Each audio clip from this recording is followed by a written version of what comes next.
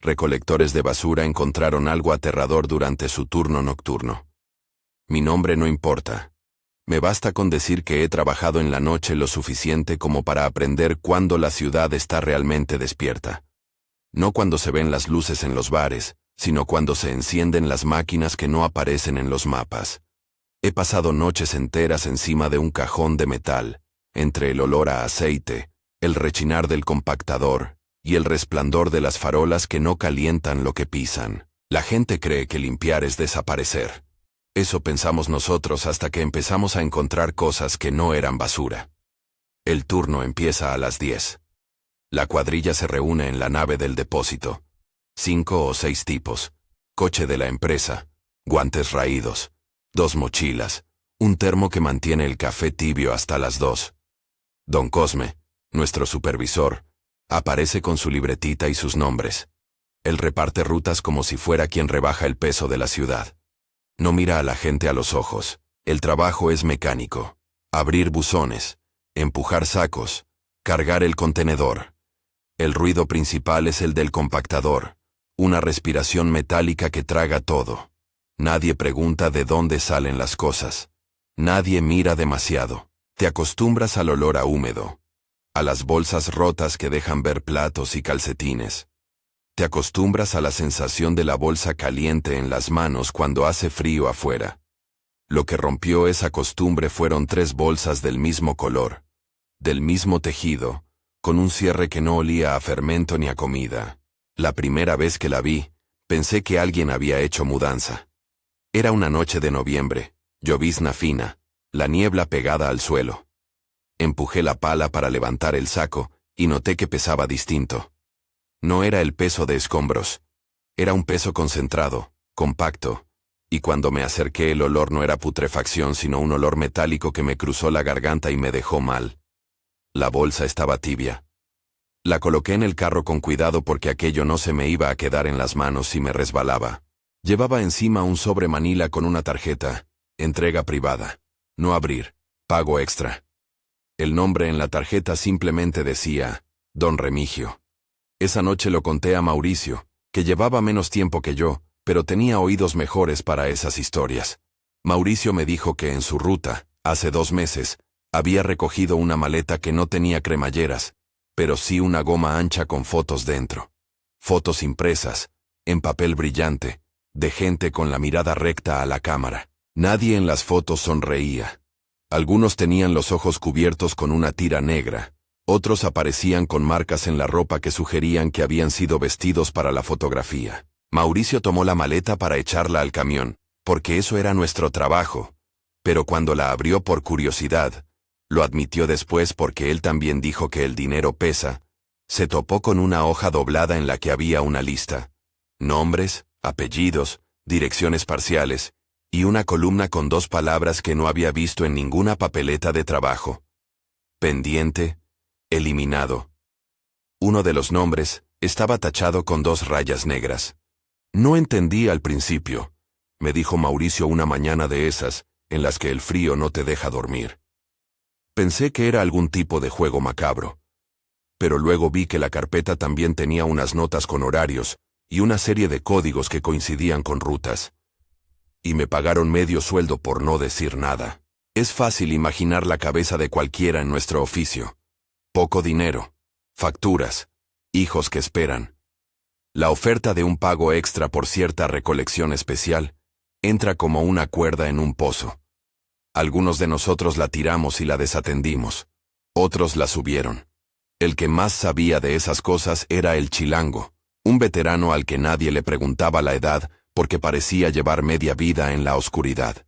Él nos decía que había clientes privados, gente que no quería que sus cosas fueran revisadas por nadie, cosas que no se deben ver. No solía decir más, pero su mirada lo decía todo. Víctor era el que más tecnología conseguía entender. Una madrugada, encontró un muñeco de peluche pegado dentro de una caja de cartón, una pantera negra de ojos brillantes que, al principio, parecía un regalo descartado. Víctor lo abrió con la misma destreza con la que uno abre una lata, tijeras, paciencia. Lo que había adentro no era un mecanismo sofisticado, Era más bien tosco y efectivo. Un pequeño circuito, una lente minúscula, un receptor con una antena tan fina que no se veía a simple vista, y pegado al pelo del peluche, un micrófono en miniatura. La batería estaba gastada, pero el receptor podía aún chillar. Víctor dijo que conectó el dispositivo a un viejo teléfono, y por un segundo vio una imagen en blanco y negro que se movía. Un pedazo de cocina, una mesa con una taza, y la esquina de una televisión. Era una transmisión en vivo desde el interior de una casa. Probé a buscar la dirección, contó Víctor en voz baja. La señal tenía intensidad en una área. No sabía si era cerca o no. Me metí miedo. Dejé el juguete en el camión. Al día siguiente, cuando fui a sacar más bolsas, ya no quedaba nada. La presencia de cámaras en objetos inocentes fue algo que nadie quiso creer de primeras.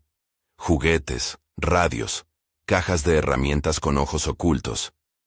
¿Quién hace eso para qué? La respuesta empezó a asomar en sobres. Dinero, instrucciones y un sello que decía, sin huellas. Alguien había organizado un circuito que pagaba por silencio y por recolecciones específicas. La compañía que te enviaba a la ruta no preguntaba de dónde venía el dinero. El supervisor miraba otra vez su lista y no decía nada. La palabra sin huellas se usó como broma al principio, después como advertencia y al final, como nombre. Israel iba siempre al pie del cañón. Tenía una hija de 5 años y dijo que no podía perder la oportunidad de llevar algo extra a casa. Él tomó un par de bolsas rotuladas con la caligrafía habitual de los sobres, entrega privada, y por curiosidad, abrió una de ellas en el descanso. Dentro había una pila de fotos y unas tarjetas con nombres y códigos postales.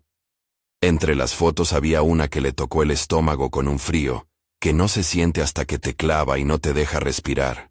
Una persona en primer plano con la cara vuelta a la cámara, los ojos cerrados, sin violencia explícita, pero con la sensación de que alguien había pedido que la imagen se hiciera así. Junto a la foto, una nota a mano en la que se leía, comprobado, no hay restos en la vía pública. Israel dejó el sobre donde estaba y volvió a su tarea, pero empezó a mirar las esquinas con otros ojos. Las primeras reacciones fueron negación, incredulidad, después sospecha, y finalmente paranoia. Se empezaron a recibir llamadas anónimas en el periodo entre turnos. Un sobre con billetes apareció en el parabrisas de la furgoneta de Julián una madrugada. Dentro, una tarjeta con un número y la palabra discreción. Julián, que era de esos que no se involucran, empezó a mirar su espalda. Guillermo, que hacía la ruta del norte, dijo que un día encontró en el contenedor de reciclaje una lista con nombres, y lo que le heló era que algunos estaban marcados con una cruz roja, y al lado, en tinta azul, una fecha. Parecía una agenda de trabajo, dijo Guillermo. Pero no del camión. Era como si alguien estuviera llevando el control de algo que no aparece en las estadísticas. La ciudad tiene lugares donde la basura no se deposita, zanjas, hornos en galpones abandonados, fosas controladas por quien pueda pagar. Nos dijimos una y otra vez que si las cosas se estaban quemando en la noche, sería mejor que lo hicieran. Era fácil convencerse de que un mundo anónimo debía limpiar sus propias manchas.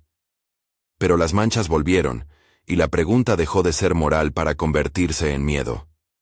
¿Qué veían los que nos pagaban? ¿A quién sacaban de la lista? ¿Quién era juez y verdugo? No pasaron muchas semanas antes de que la recolección especial mostrara un patrón. Las bolsas venían siempre en el mismo color, con un sello en tinta negra en la solapa, y casi siempre a la misma hora, entre las 3 y las 5 de la madrugada, cuando las rutas se cruzan menos y los ojos del barrio están cerrados. Don Remigio, quien fuera el primer nombre que recordamos, era solo un seudónimo que aparecía en varios sobres. Don Cosme nos dijo que eran clientes privados. No dio explicaciones. Enrique, un tipo del coordinador en el turno de día, mencionó el nombre sin huellas, como quien menciona una organización que no admite preguntas. Hasta que un día Julián vio algo que no pudo olvidar. Una furgoneta sin matrícula, un modelo viejo que hacía las entregas de madrugada, y que nunca Aparecía en los papeles de la empresa. Se detenía a una distancia prudente del contenedor. Un par de jóvenes bajaban con cajas cubiertas y con movimientos profesionales, las depositaban. Julián siguió la furgoneta con la mirada hasta que la perdió en un callejón. La curiosidad no mata, me dijeron siempre. Lo que mata es la necesidad de dinero mezclada con ignorancia. Hicimos lo que los que apenas sobreviven hacen.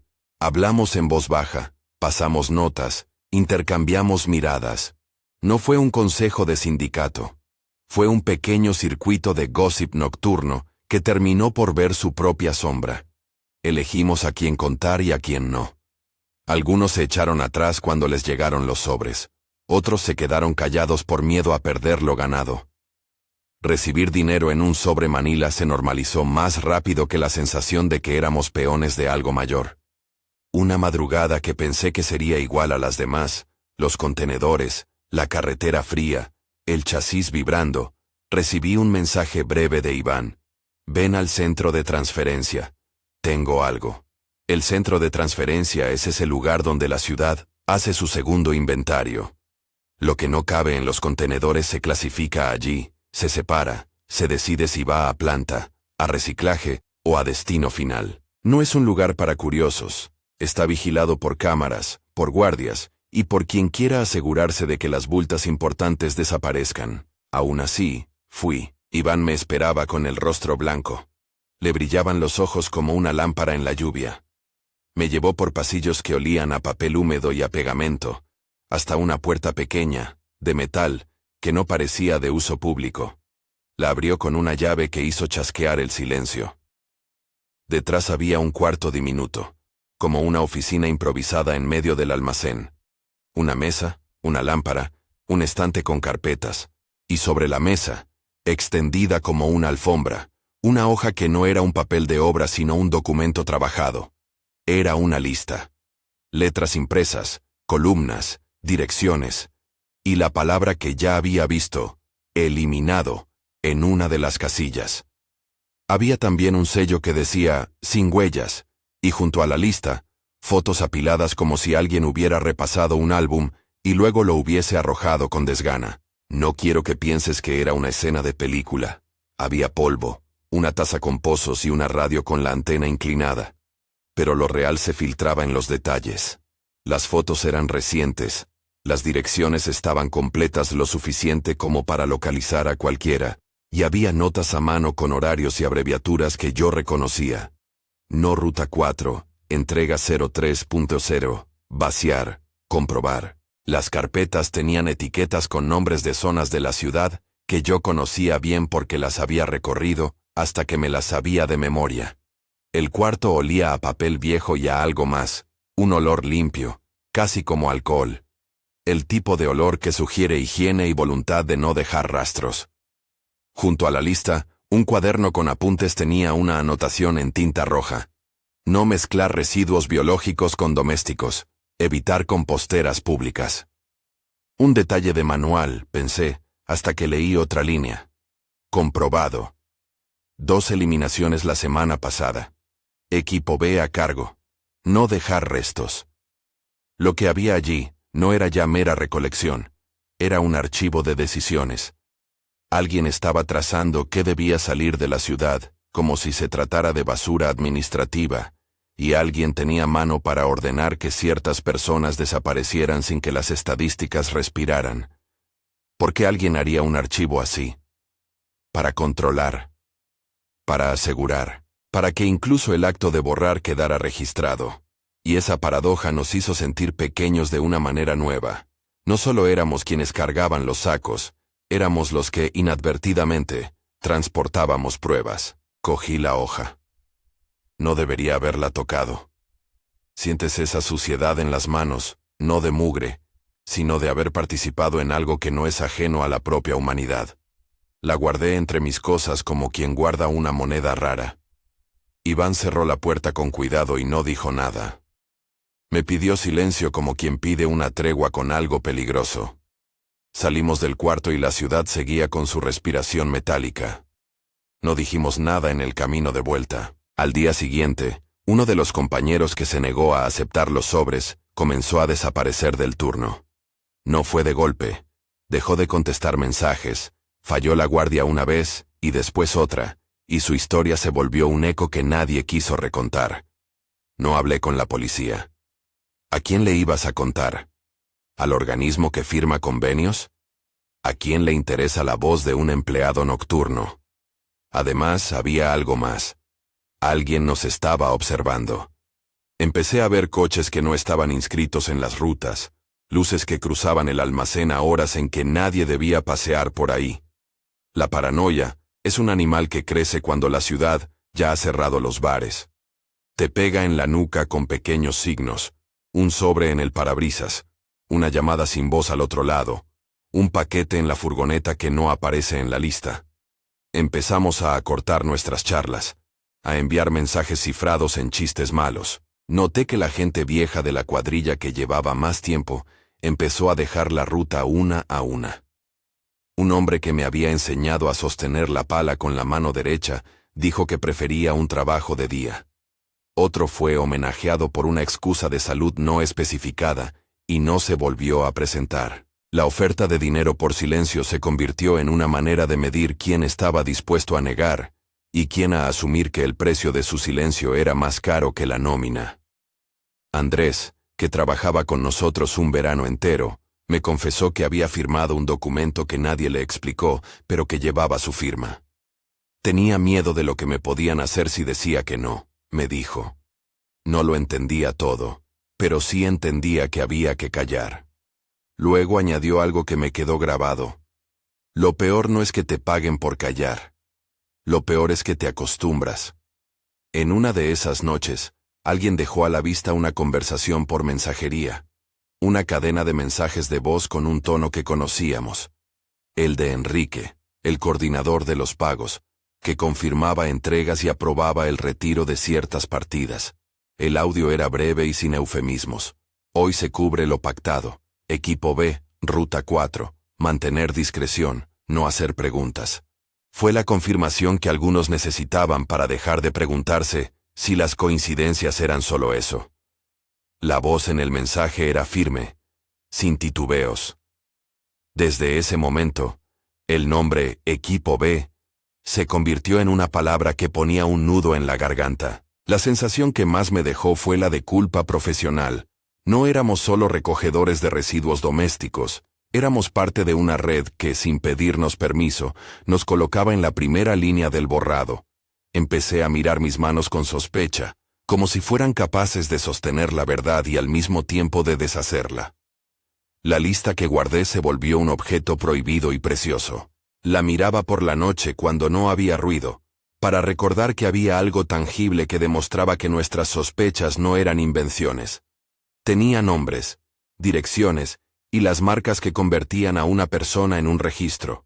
Pendiente. Eliminado. Un día, al salir del almacén con la hoja en mi bolsillo, noté a un hombre en la esquina que no estaba en los mapas de nadie. No llevaba uniforme, no parecía un vecino. Tenía una iluminación rara en el rostro, como si hubiera pasado rato bajo un foco. Su mirada me rozó como un papel que pasa de mano en mano.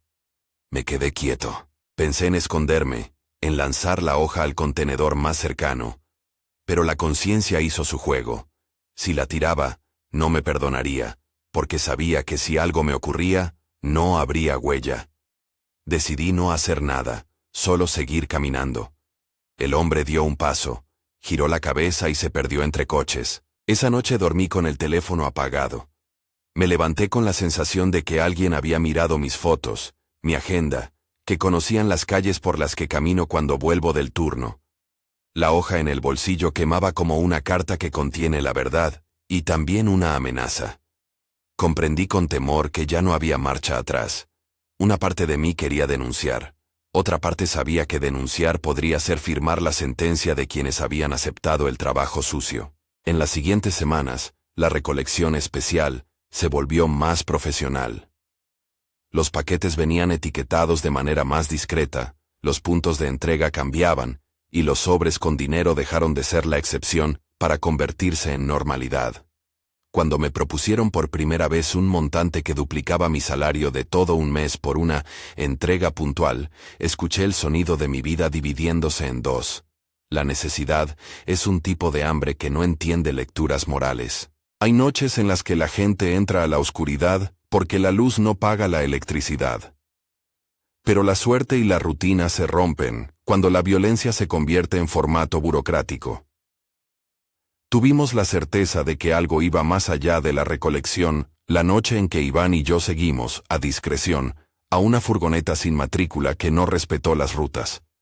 La seguimos hasta las afueras de la ciudad, por carretera secundaria, hasta un lugar donde las luces no llegan. Allí vimos cómo unas manos descargaban bolsas y las depositaban en un hoyo abierto en el suelo. No había fuego ni clamor, solo el sonido de la tierra rompiéndose bajo las botas. No supe si mis ojos lo estaban viendo, o mi mente lo estaba imaginando. Volvimos sin hablar. Esa escena dejó claro que el destino de lo recogido no siempre era la incineradora municipal. Sé lo que estás pensando. ¿Por qué no llamar a la policía? ¿Por qué no denunciar? La respuesta es sencilla y dolorosa. La policía que está hecha para responder no siempre ve lo que ocurre en la madrugada, y en muchas ocasiones, cuando lo ve, tiene sus propias manos ocupadas. Además, la sensación de que alguien superior controla lo que se investiga nos persigue. Sobornos, instrucciones de no intervenir, y la convicción de que quien pregunta demasiado desaparece de la conversación. La palabra complicidad pesa más cuando la económica está de por medio. A partir de ese día, las noches se llenaron de sobres anónimos y de llamadas que cortaban de repente. Un sobre apareció en la puerta de la casa de Mauricio, con un billete doblado y una nota. Silencio canta hacia el futuro. Mauricio miró el sobre durante horas. Se sentó con la taza de café fría en las manos y finalmente me lo dio a mí. Tú lo miraste primero, dijo con la voz quebrada. Tuvimos una conversación corta, llena de cosas no dichas. Ambos sabíamos que la vida que llevábamos ya no nos permitía mirar con la misma sencillez. La hoja que guardaba se volvió una prueba que no podía enseñar sin poner en riesgo a otros. La mostré a un viejo amigo que trabajó en el turno de mañana y que ahora estaba fuera, en una obra.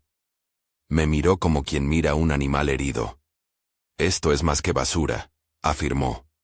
Esto es un inventario de desaparición. Lo que me pareció una exageración en ese momento, ahora lo repito sin alivio. La palabra desaparición trae silencios pesados y llamadas sin respuesta. Comencé a recibir advertencias veladas.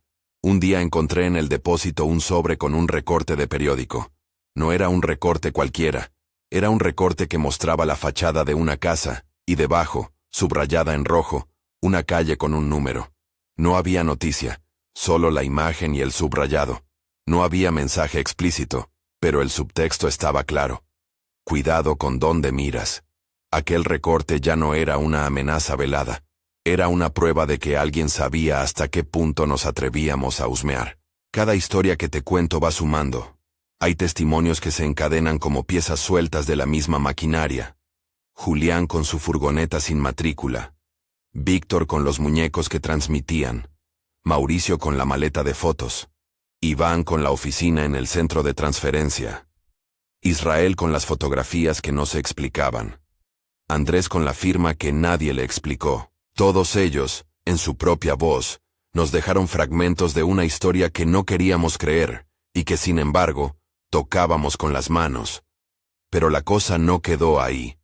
De repente, la maquinaria se tornó práctica y precisa.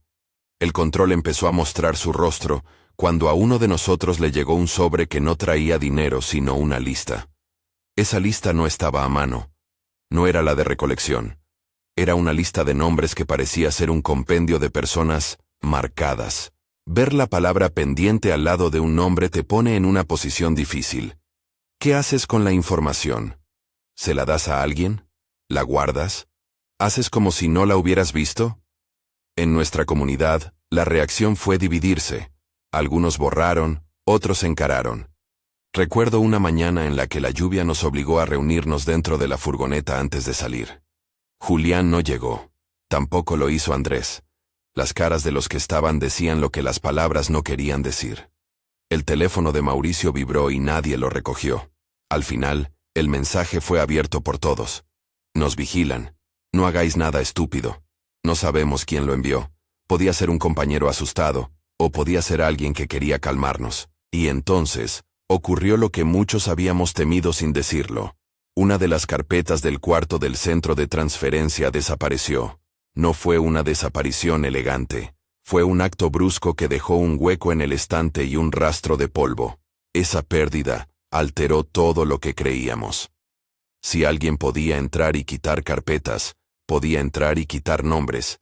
Si alguien podía borrar registros, podía hacer que la historia no existiera más. Fue el momento en que comprendí que esa red no solo borraba cuerpos o evidencias, también borraba memoria.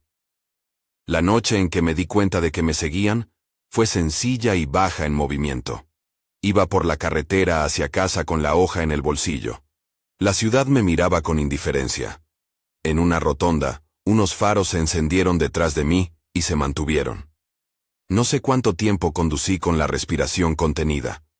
Poco, mucho, lo mismo. Paré en un semáforo. El coche que me seguía no cambió de velocidad. Sentí que me pasaba algo que no era casualidad. Giré por una calle menos transitada y el coche dio la misma curva. Por la radio sonaba una canción que no reconocía. Llegué a mi casa con la hoja entera y las manos temblando. Abrí la puerta y pensé en quemarla. No lo hice. Lo que guardé aquella noche no fue solamente un objeto. Fue el combustible de mi desvelo. Me convertí en alguien que mira la basura con sospecha, que examina los juguetes con temor, y que mira a los vecinos con la pregunta en la boca. ¿Qué saben? La voz que nos llamaba a la discreción empezó a sonar más fuerte. Los sobres dejaron de ser un arreglo por trabajo para convertirse en un precio por complicidad. Aquel movimiento nos llevó a hacer cosas que nunca creímos posibles. Fingir, callar, mirar hacia otro lado. Si me preguntas por una moraleja, no la tengo. No vine a moralizar, vine a decir lo que hemos visto. Recolectores de basura encontraron algo aterrador durante su turno nocturno. Y lo más aterrador no era lo que había en las bolsas, sino la comprensión de que alguien había decidido qué debía desaparecer, sin que nadie del resto de la ciudad lo supiera. Eso es lo que nos dejó con la sensación de que la ciudad nos miraba con desdén. Hay más historias que te puedo contar. La del día en que un vecino fue grabado sin saberlo por una radio que funcionaba como altavoz en la colonia. La del sobre que dejó una dirección tachada y otra puesta como sustituta. La del trabajador que empezó a recibir llamadas que decían su nombre y que colgaban. La del hombre que vino a comprar silencio con un fajo más grande de lo que podías imaginar. Todas merecen su espacio. Pero hay una que cerró el ciclo de incredulidad y que me obligó a tomar una decisión que cambió mi vida. Todo ocurrió en la madrugada, en la que decidí ir al centro de transferencia, no por curiosidad, sino por obligación. La oficina que Iván me había enseñado me dejó una certeza. Quien llevaba esas carpetas manejaba un mapa de la ciudad, no en función de calles, sino de desapariciones. Salí de allí con la hoja. La dejé en mi bolsillo con más cuidado que si fuera un hijo. En la semana siguiente, noté que ya no podía esconder el miedo. Llegaron los sobres, las llamadas, los coches que seguían. Alguno de los nuestros desapareció sin ruido. Se empezó a notar la ausencia en la cuadrilla. El hombre del termo ya no venía los lunes, el que contaba chistes por la mañana se había ido a otra provincia. La presión se hizo física, había miradas, respiraciones pesadas, conversaciones que morían en el aire. Esa misma semana, justo cuando pensaba que la cosa no podía aumentar, pasó algo que me empujó a hacer algo que nunca quise hacer. Ver qué había dentro de otra carpeta. No tuve plan, no tuve valor. Fui solo. Abrí una de las carpetas que quedaban en un archivador que creí vacío, y encontré documentos que no eran solo nombres, sino planos, mapas de rutas, y anotaciones que parecían hechas por alguien que conocía nuestras rutinas mejor que nosotros mismos. Había un horario estimado de recogida, un punto de entrega marcado con coordenadas y una nota a mano. Comprobar ausencia. Evitar testigos. Fue en ese momento cuando supe que no era suficiente con dejar pasar. Y es aquí donde la historia se pone difícil de contar con calma. Porque lo que vino después no es algo que pueda resumir sin exponer a gente real. Lo que puedo decir es que tomé una decisión que me obligó a moverme y a pensar como nunca antes. No fue una decisión heroica. Fue una decisión de miedo y de supervivencia. Hice lo que muchos hacen cuando se ven acorralados. Empecé a guardar pruebas, a anotar nombres, a copiar listas.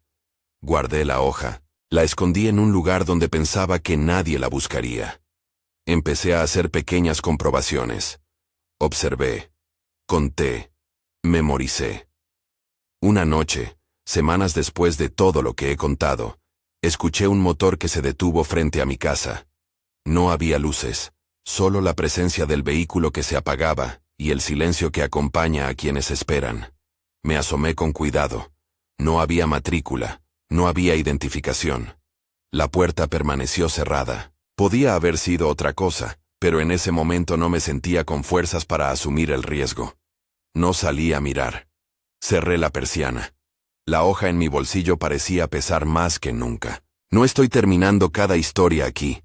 No pretendo cerrar lo que está abierto. Solo te digo esto. Cuando la ciudad duerme, la basura no es siempre lo que parece. A veces ese es el envoltorio de algo que alguien quiere que desaparezca. Y nosotros, los que la recogemos, somos los que la vemos pasar por primera vez. Somos, si quieres, los testigos involuntarios de decisiones que no nos pertenecen. Si alguna vez has encontrado algo extraño en la calle, cuéntalo en los comentarios. A veces, la luz que puede encender una conversación sirve más que la que finge ignorancia. El inmueble sigue ahí, la hoja también. Tengo información, pero también tengo miedo. No puedo decir que esté a salvo. Y mientras escribo esto, escucho la ciudad. Su respiración metálica, algún camión que no es el nuestro, luces que van y vienen. Sé que hay más. Hay carpetas que no hemos abierto, nombres que aún no hemos leído, y mujeres y hombres que alguna vez fueron invisibles por elección de esta ciudad, y ahora parecen serlo por decisión ajena. La noche que terminó con la furgoneta frente a mi puerta fue la misma en la que decidí que no podía seguir callando del todo. Tomé una copia de la hoja, la escondí en otro lugar, y dejé la original donde alguien pudiera creer que estaba segura. No fue valentía, fue cálculo. Y por eso, cuando te cuento esto ahora, siento aún la respiración a mi espalda. Hay una comunidad de trabajadores nocturnos que sabe más de lo que la ciudad admite. Y nosotros seguimos recogiendo. Aún no he dicho todo. Hay lugares que no he descrito, nombres que no he pronunciado en voz alta. Hay lugares que no he descrito, nombres que no he pronunciado en voz alta, por miedo a que alguien que revise mi historial de llamadas se haga una idea. Hay calles que ya no camino, y ritos nocturnos que adopté para que el miedo no me devorara por completo. Cerrar bien la puerta, no responder a llamadas desconocidas, no mirar a los vehículos que pasan 2 veces por la misma esquina. Pero si no te digo todo, no va a quedar claro por qué tomé la decisión de mover aquello que tenía en el bolsillo. Tras guardar la hoja por segunda vez, empecé a trazar una estrategia torpe y lenta. No soy periodista ni investigador. Soy quien vacía contenedores a las 3 de la mañana. Pero eso no impide que uno aprenda a observar. Copié nombres. Hice una lista propia, con fechas y anotaciones, en una libreta que compré en un kiosco a la salida del turno de día. La libreta olía a nueva y a tinta todavía húmeda. Eso me consolaba. Empecé a anotar patrones, rutas que coincidían con horarios, zonas donde aparecían los sobres, coincidencias en las descripciones de las maletas.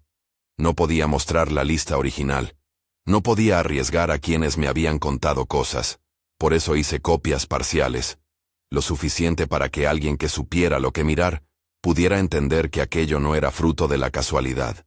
El primer lugar a donde la llevé fue a casa de Teresa, una amiga de la infancia que ahora trabajaba en una ONG, que ayudaba a familias con desaparecidos. No la menciono por su nombre real. Ella no quería aparecer asociada a un trabajador nocturno que venía con papeles en el bolsillo. Aún así, la invité a un café a las 4 de la tarde, bajo la excusa de pasar a saludar. Le dejé una fotocopia de la hoja dentro de una cartera vieja que fingí haber olvidado y me fui sin mirar atrás. Si alguien hubiera tomado nota de cada movida mía, habría visto a un hombre que caminaba con demasiada prisa y con la espalda encorvada por el peso del secreto. Esa noche recibí un mensaje breve. Lo vi. Hay cosas que no cuadran. Ten cuidado. No decía quién lo enviaba. Podía ser Teresa, podía ser otro. Fue el aliento que necesitaba para seguir. Al día siguiente, la ONG me llamó. No habían publicado nada, pero habían enviado una consulta a un periodista independiente que conocían. La jugada me pareció temeraria y necesaria a la vez. Si la información se quedaba en nuestra esquina, se pudriría o se volatilizaría como el humo. Necesitábamos que alguien la pusiera ante ojos que no fueran los nuestros, ojos que, tal vez, no se asustaran tan fácilmente de un sobre Manila. El periodista se llamaba Álvaro. No recuerdo su apellido, tampoco creo que lo diga aquí. Se reunió conmigo en un bar que cerraba temprano, en una mesa pegada a la pared. Le di otra copia, y me escuchó con la calma que tienen los que han escuchado historias peores, y siguen creyendo que las palabras importan.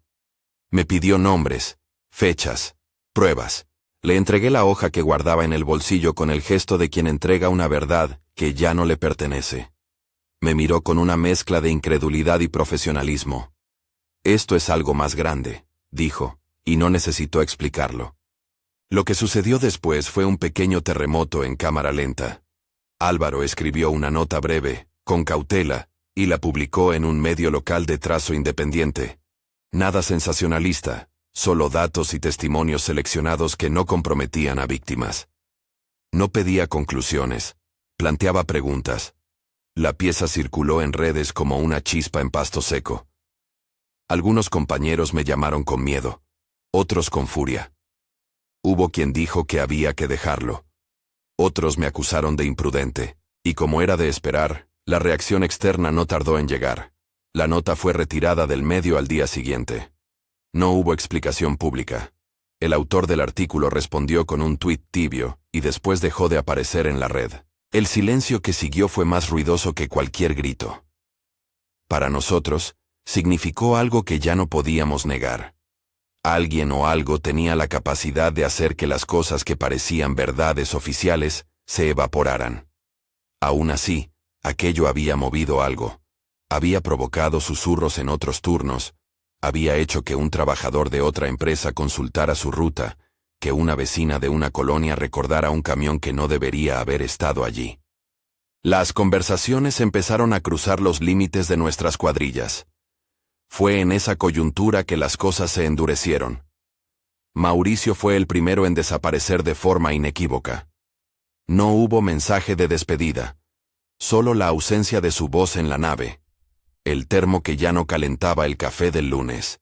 Del teléfono de Mauricio no salieron llamadas, pero su pareja empezó a recibir notas en su buzón, facturas pagadas por mano anónima, flores que no tenían remitente, y una sensación que en el barrio se tradujo en «aquello no se arregla con dinero». Lo peor no fue la desaparición en sí, lo peor fue la manera en que la cuadrilla aceptó su ausencia como una variable más del oficio. Ese es un tipo de dolor que desgasta, porque te obliga a normalizar lo insoportable. Víctor fue el siguiente. Era el que había dado con los peluches cámaras. La noche en que dejó de presentarse, se había intercambiado con la cuadrilla una conversación por la que aún siento náusea. Dijo que había recibido una llamada que no tenía voz, solo interferencia, y un mensaje con una foto. Una de las suyas, dormido en el sofá. La foto no estaba tomada desde una ventana al azar. Estaba tomada desde dentro del salón. Alguien había entrado. Nadie durmió bien esa semana. La llegada de un sobre a la puerta de Víctor, un sobre sin nada dentro, solo vacío y con una nota, «Cambia de hábito», no se interpretó como una broma. Fue una excusa para que al día siguiente, Víctor se marchara sin dar explicaciones. En paralelo, la presencia de los clientes se hizo más directa. Don Remigio dejó de firmar con su nombre falso y comenzó a mandar mensajeros. Los pagos eran más grandes y más rápidos. Los sobres ya no solo aparecían en el parabrisas, los encontrábamos en las furgonetas, pegados con cinta bajo los asientos. Había entregas que exigían que la recolección se hiciera en un punto concreto y en un intervalo de 10 minutos. La presión aumentó. Y con la presión, llegaron los errores. Uno de esos errores nos dio una oportunidad tonta y valiosa. Julián, que siempre fue práctico, olvidó cerrar un maletero durante una noche de lluvia. Una caja se resbaló y cayó. Dentro había carpetas con etiquetas que no eran solo de zonas, sino de personas. No eran fotografías, esas habían sido desaparecidas. Pero sí eran listas con apodos, localizaciones, códigos. Un nombre volvió a aparecer con la palabra pendiente. Julián entregó la caja a quien creyó seguro. A mí. No puedo con esto, me dijo. Lo siento. Tenía la mirada de quien acaba de ver que su vida no le pertenece del todo. En ese momento, supe que la opción de esperar ya no existía. Había algo que necesitaba salir de esa habitación y entrar en el mundo de la gente que no trabajaba de noche. Si la información quedaba solo en manos de los nuestros, el archivo se volvería familiar, y lo familiar se convierte en normal. Hice lo que pude. Escanear, fotografiar con el móvil, mandar fragmentos a direcciones anónimas. No te explico el método por prudencia, solo te digo que repartí pequeñas piezas del rompecabezas en varios bolsillos del mundo digital. A un abogado que no conocía, a una cuenta de activismo, a la dirección de correo de un pequeño medio que no dependía de anunciantes grandes. Si alguien quería taparlo todo, tendría que tapar muchas bocas a la vez. La reacción fue inmediata. No todos los que recibieron el material lo expusieron. Algunos sí, y la exposición provocó la intervención de siluetas que nunca veíamos en el turno. Furgonetas que bajaban por calles laterales. Hombres que hacían preguntas a quienes no tenían por qué responderlas. El pago por silencio dejó de ser solo dinero. Fue también la capacidad de hacer que las vidas se retirasen sin rastro. Dejé de contar a cuántos fuimos perdiendo.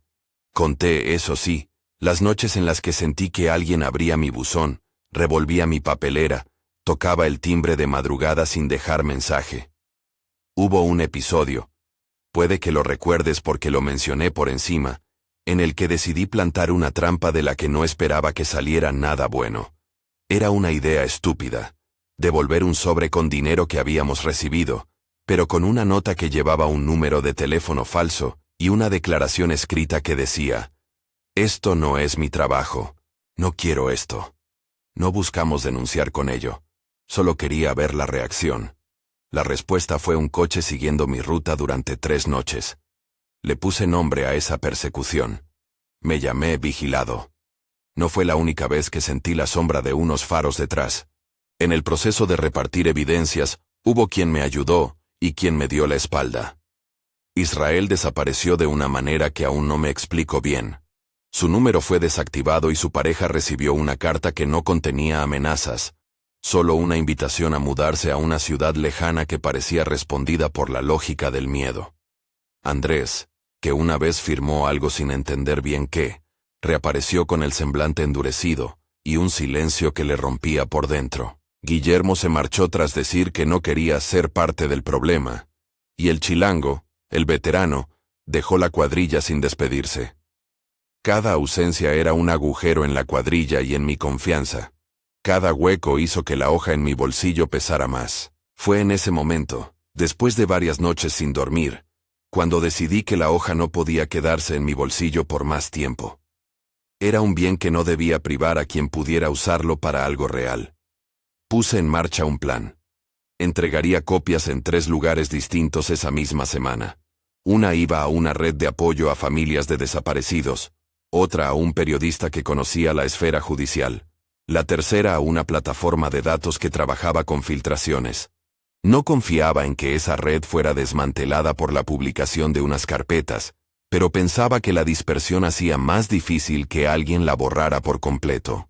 No voy a darte la lista de pasos técnicos, no quiero que parezca un manual. Solo diré que la dispersión funcionó en parte. Algunas copias circularon y provocaron pequeñas reacciones públicas. Notas, preguntas en redes, una mesa redonda que se celebró sin grandes consecuencias. Pero también provocaron lo esperado, medidas de contención. Vimos cámaras nuevas en las zonas donde antes nunca había. Testigos que habían hablado dejaron de hacerlo. Notas anónimas aparecían en buzones. No remover. Todo eso me hizo comprender que la red funcionaba con herramientas que no solo eran dinero, sino control de la narrativa. El clímax de todo lo que hemos ido construyendo llegó una madrugada en la que, tras un turno agotador, encontré un sobre bajo el limpiaparabrisas de mi furgoneta. No había billetes. Solo una foto pequeña y arrugada. La imagen de un cuaderno donde alguien había anotado mi nombre y mi dirección. En la parte de atrás, una frase en letra imprudente. Deja de mirar. No pedí explicaciones. De repente todas las decisiones previas se volvieron posibles detonantes de algo peor. Si antes la vida era un equilibrio inestable entre aceptar y rechazar, ahora sentí que me urgía quitarme del tablero. Decidí no marcharme de golpe. Me pareció cobarde huir sin intentar salvar a quien todavía podía salvarse. Llamé a Teresa y a Álvaro. Les dije que llegaran al almacén del depósito a las 12 de la noche. Les pedí que vinieran con alguien de confianza. No quise ser el héroe que no era. Quise ser dos cabezas más que miraran y registraran lo que quedaba por registrar. Quería recuperar carpetas, fotografiar lo que quedaba, llevar a alguien con voz fuera de nuestro circuito. Fue una decisión mediana y temeraria. La noche en el almacén fue tensa. Había ruido de compactadores en la distancia y un silencio que no era de paz sino de alerta. Con luz escasa y con precaución, abrimos una caja que creíamos vacía y nos encontramos con hojas en bruto, listas de pequeñas localidades, coordenadas, nombres con marcas. En la esquina de una de las hojas una nota a mano decía: Revisión final. Confirmar ausencia. Tomamos fotografías, una por una. Teresa grabó en su teléfono una parte de lo que encontramos. No era mucho, pero era suficiente para entender que aquello funcionaba como una oficina clandestina de borrado. Fue la prueba que necesitábamos para sostener la acusación que nadie quería pronunciar a gritos, que se trataba de un engranaje planificado. Salimos del almacén con la sensación de que nos llevábamos algo que nos pertenecería por siempre. La certeza de que habíamos formado parte, por acción u omisión, de ese mecanismo. Al día siguiente, sin embargo, el precio de esa salida a la luz fue caro. En la esquina del bar donde solía tomar café apareció un coche que seguía a la distancia. En la furgoneta de Iván se dejó un sobre lleno de billetes y junto a él, una nota. Por su silencio, decía. Entendimos que el mecanismo ofrecía alternativas, el dinero o el miedo. Ambos podían comprarte calma, pero ambos te quitaban libertad. La violencia nunca fue espectacular en esas noches. Su mejor arma fue la dominancia sutil. Llamadas que cortaban, sobres que llegaban, personas que se iban. Aún así, hubo una situación en la que la presencia de esa estructura se materializó en forma de amenaza visible. Una reunión a la que asistí por casualidad, entre un mensajero y alguien que parecía un coordinador. No escuché la conversación completa, pero sí el tono y las palabras que me hicieron situar las piezas. Costos. No dejar huellas. Equipos B. Me di cuenta de que no se trataba de una banda desorganizada, se trataba de un sistema con protocolos. Al ver eso, comprendí que yo no podía seguir una línea recta hacia la exposición pública, sin poner en riesgo a quienes habían confiado en mí. Hice lo que pude para preservar identidades. Borré nombres que podían identificar a los más vulnerables. Escondí fotografías de caras que no deben figurar en documentos públicos. Fue un acto de cobarde cariño. Proteger a quien no podía defenderse. Lo hice sabiendo que así, mi valor probatorio se debilitaba. Pero no quise que mis actos condenaran a inocentes. A medida que pasaba el tiempo, la paranoia empezó a mordernos de formas nuevas. Recibíamos mensajes crípticos en redes que nos mencionaban con apodos. Encendíamos la radio y había una canción con una letra que parecía burlarse de nosotros. Unas veces, en el garaje del depósito, alguien había tirado un peluche con los ojos recortados. Eran signos de poder, de que alguien más grande nos vigilaba y jugaba con nosotros. Fue la misma sensación que me forzó a tomar una decisión final. Salir de la ciudad al menos una temporada. No me fui con la hoja en el bolsillo. hice algo más torpe y más consciente a la vez. Dejé una copia en manos de 3 personas distintas y otra, la original, en un lugar donde esperaba que la hubieran perdido si les resultaba sencillo. Esa acción fue un acto de cálculo. No se trataba de esconder, sino de multiplicar. Si alguien intentaba borrar rastros, debía borrar muchas copias a la vez en diferentes manos y lugares. Fue una estrategia de supervivencia y de resistencia. La mañana que recogí mis cosas para irme, noté que la ciudad seguía igual en su apariencia. Repartidores, cafés, gente que pasea. Pero yo ya no pertenecía a esa normalidad. Al subir al tren que me llevaría fuera, vi caras que quizá nunca habían pasado por la noche, aunque no sabría jurarlo. La hoja original quedó escondida en un lugar donde sospechaba que quien quisiera buscar la olvidaría o la destruiría por su propio interés. No lo hice porque confiara en quien la encontrara. Lo hice porque esperaba que si alguien la hallaba con intención de borrar, no lo hiciera sin pagarlo en algo. Desde fuera, la distancia aporta perspectiva y también miedo retrospectivo.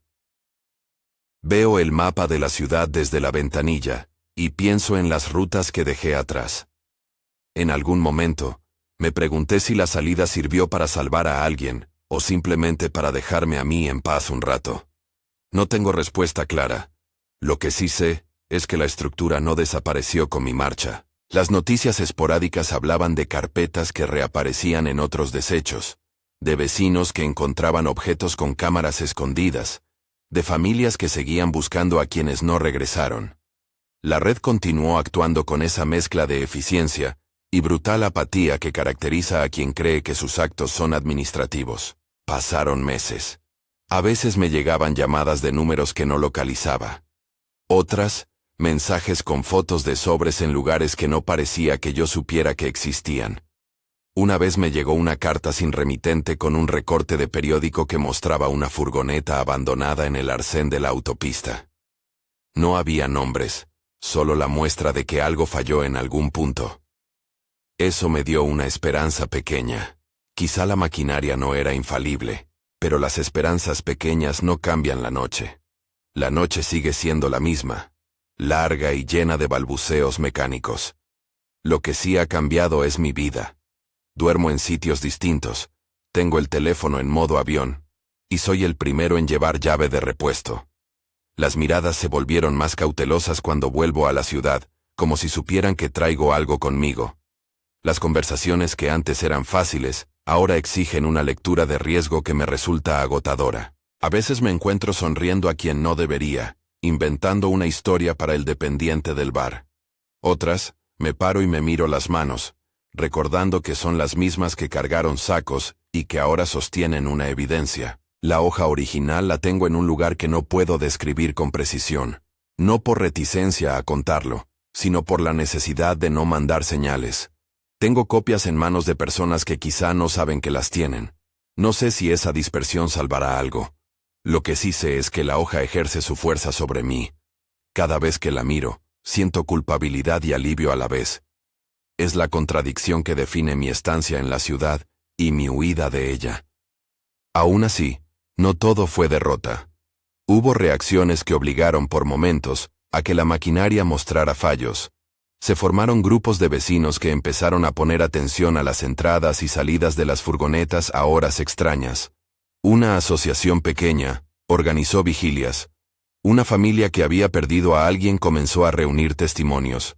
Esos esfuerzos no pusieron fin al sistema, pero en algunas ocasiones sí evitaron una entrega concreta.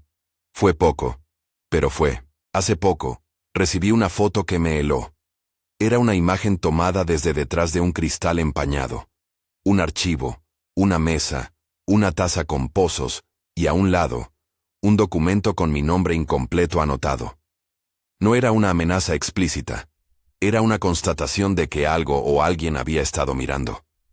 Esa foto la recibí por correo electrónico y no contesté.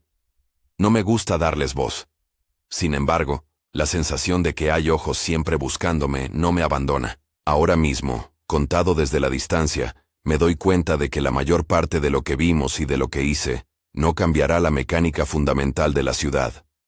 El poder que decide desaparecer cosas y personas No depende solo de sobres. Tiene redes, prácticas y, sobre todo, una capacidad para transformar el silencio en su herramienta. Pero también aprendí que el silencio se puede romper en fragmentos, y que esos fragmentos, aunque no desarmen la maquinaria, permiten que otras voces se informen y actúen distinto. No sé si las carpetas que escondí acabarán en un tribunal o en una papelera. Solo sé que hay personas que dejaron de volver a sus casas. Eso no me lo quita nadie. Te contaré por último un episodio pequeño que resume lo que fuimos.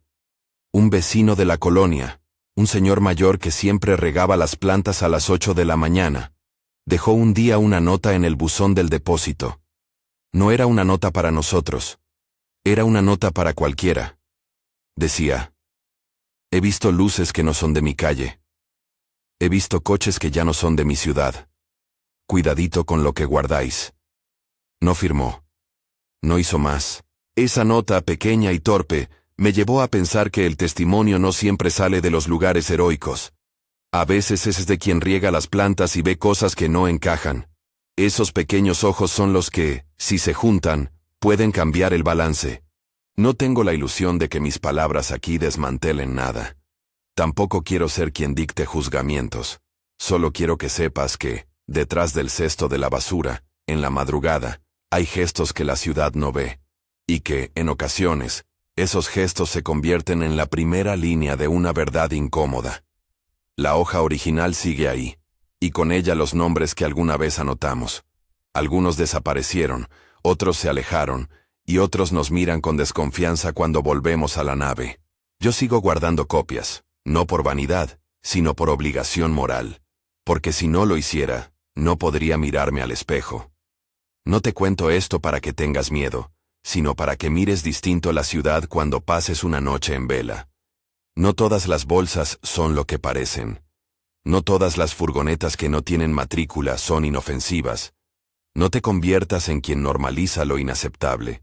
Y si alguna vez encuentras algo que no entiendes, cuenta la historia. Cuéntala con cuidado, sí, pero no la entierres por miedo. Hay un hilo entre la visibilidad y la ciudad que se rompe cuando nadie observa. Aún no he vuelto a la vida de antes del todo. Me muevo en tránsitos, con trabajos temporales, con libros en una mesa prestada. A veces vuelvo, por necesidad o por nostalgia, y compruebo que algunas rutas siguen igual, el mismo compactador, la misma lámpara que proyecta la luz amarilla en la madrugada. Otras he visto cambios. Cámaras nuevas, vehículos en horarios distintos, caras que no conocía. No sé si ha sido por la dispersión de datos que hice, o por la ciega incomodidad de la maquinaria. No lo sé. Lo que sí sé es que la ciudad no es la misma para quienes la vigilan desde la noche. No lo es para nosotros. Termino con una imagen que me persigue. La última vez que volví, un coche sin matrícula se detuvo frente a la puerta donde me alojaba por aquella semana. No bajaron. Se quedaron con el motor en marcha. Podría ser casualidad. Podría ser otra cosa. Dejé la persiana entreabierta y vi cómo las luces se apagaban y el coche se marchaba. No sé si me siguieron hasta la estación. No sé si alguien todavía guarda mis nombres en una lista con la palabra pendiente al lado. Solo sé que la noche es larga, y que yo aprendí a mirar lo que otros tiran para no convertirme en parte del viaje de aquello que se borra. Si esta historia te ha removido, compártela con alguien que pueda escuchar. Si quieres más relatos como este, suscríbete y sigue la serie.